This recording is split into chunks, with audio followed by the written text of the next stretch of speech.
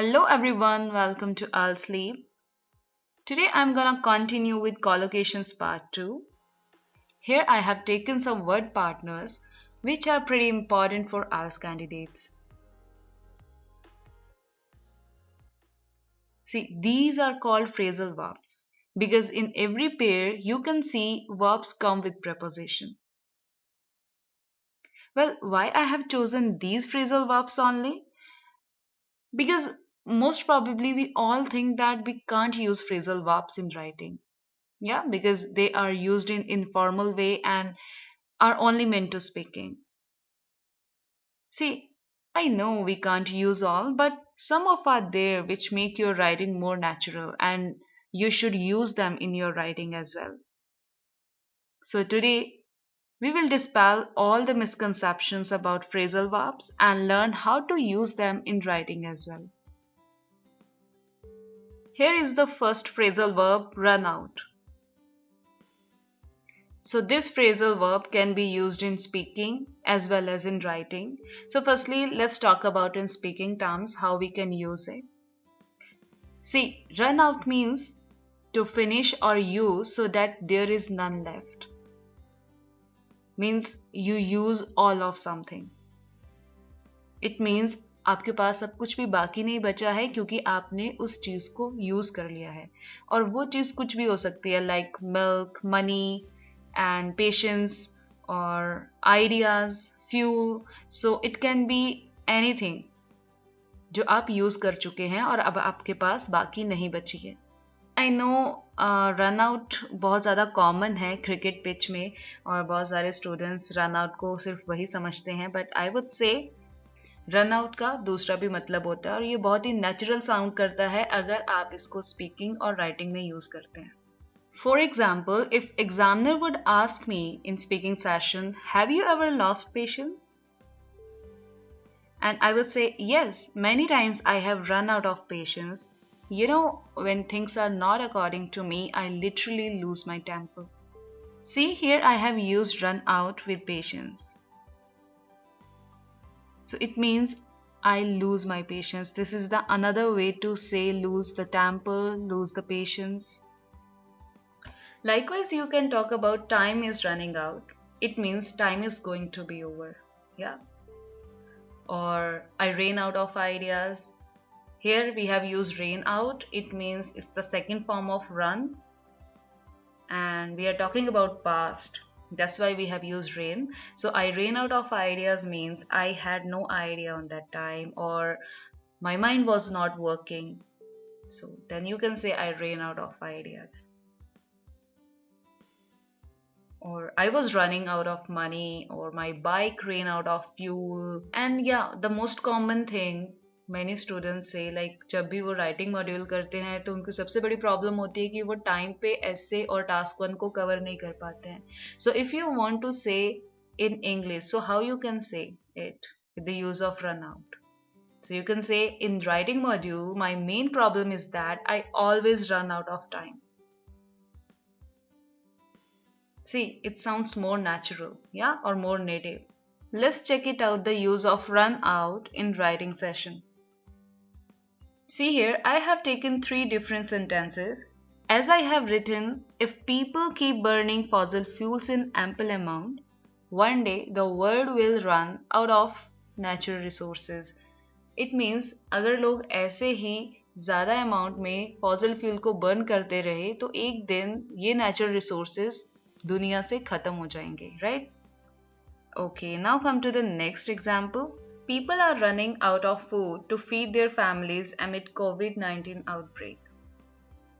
Means कोविड-19 outbreak के दौरान लोग अपनी फैमिलीज को फीड नहीं करा पा रहे हैं बिकॉज उनके पास खाने के लिए कुछ नहीं बचा है. They are running out of food means उनके पास खाने के लिए कुछ नहीं है. Okay, next one is government hospitals are running out of beds due to an explosion of COVID-19 cases. COVID-19 cases के इंक्रीज होने से गवर्नमेंट हॉस्पिटल्स में बेड्स कम पड़ गए हैं. So as you have seen here हमने रन आउट ऑफ के साथ हमेशा नाउन को ही यूज़ किया है like food, bed, fossil fuel और like natural resources we could say, means जो भी चीज़ हमारी कम पड़ रही है उस चीज़ को हम ऑफ के बाद यूज़ करेंगे. Okay, now next phrasal verb is carry out. It means to do or complete something, especially that you have said you would do or that you have been told to do. Means किसी चीज़ को complete करना और या उसे करना, specially जब आपने कहा हो कि आप उसे करेंगे या आपको कहा गया हो कि आपको ये करना है. For example, if I talk about the experiment, research, investigation, operation, और एनी एक्टिविटी जो आपको कही गई हो कि आपको करनी है. सो ये सारी चीज़ों के लिए आप कैरी आउट यूज़ कर सकते हैं. और ये बहुत ही फॉर्मल फ्रेजल वर्ब है जो कि स्पेशली हम राइटिंग के लिए ही यूज़ करते हैं. और अगर आप इसे स्पीकिंग में यूज़ करना चाहते हैं सो आई वुड रिकमेंड कि आप इसकी जगह पे डू कह सकते हैं. सो डू एक्सपेरिमेंट्स और do planning. So here we have 3 different examples.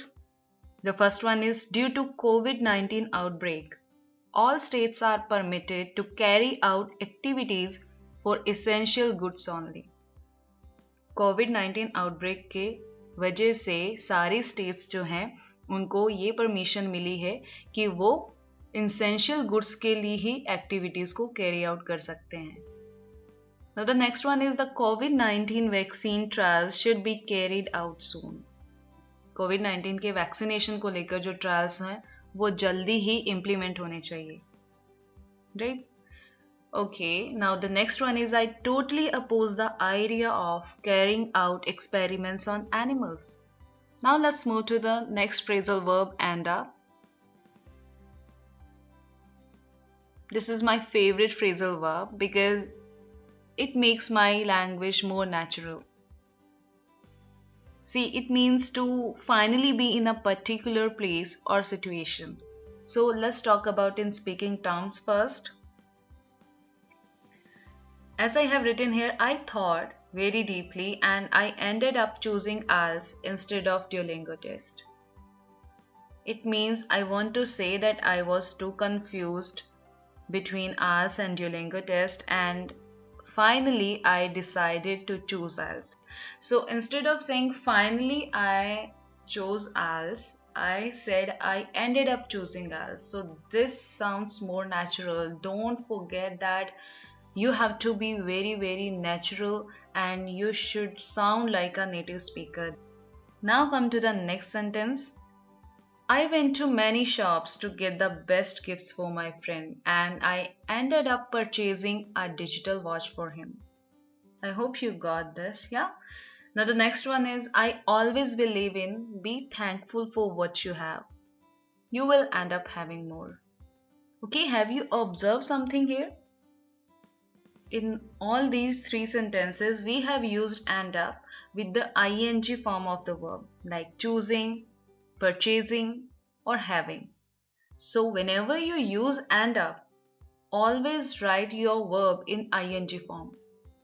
Got it?